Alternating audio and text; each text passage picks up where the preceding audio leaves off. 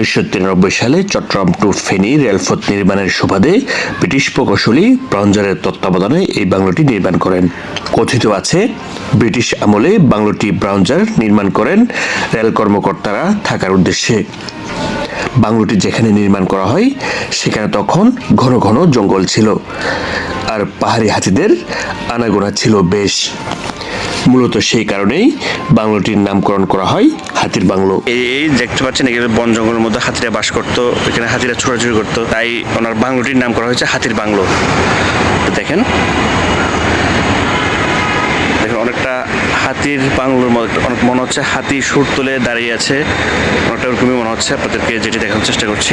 প্রিয় দর্শক, জানিয়ে দিব কিভাবে হাতির বাংলোটিতে আসবেন। চট্টগ্রামের যেখান থেকে আসুন না কেন, প্রথমেই নামতে হবে লালখান বাজার।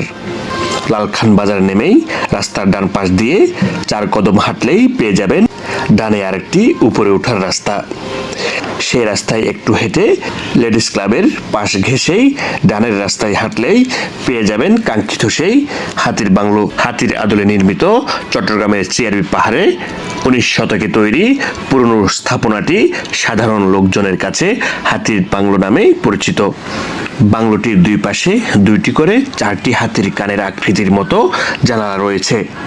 সামনে এবং পেছনে 6টি জানালা রয়েছে। দর্শক, আমরা যদি এই বাড়িটির ভিতরে আপনাদেরকে দেখানোর চেষ্টা করি, দেখবেন এখানে একটি খাট রয়েছে। এটি অনেক পুরাতন বলে মনে হচ্ছে। আপনারা দেখছেন এখানে তেমন একটি সরঞ্জাম নেই, পরিত্যক্ত হয়ে আছে বাড়িটি।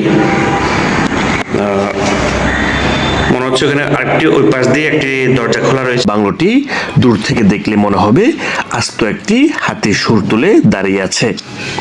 ফেরো সিমেন্ট দিয়ে এই বাংলোটি নির্মাণ করা হয়। যে সিমেন্ট দিয়ে করা, এগুলো কতটাই নিখুঁত আপনাদেরকে দেখানোর চেষ্টা করছি, কত শক্ত পর্যন্ত এগুলো।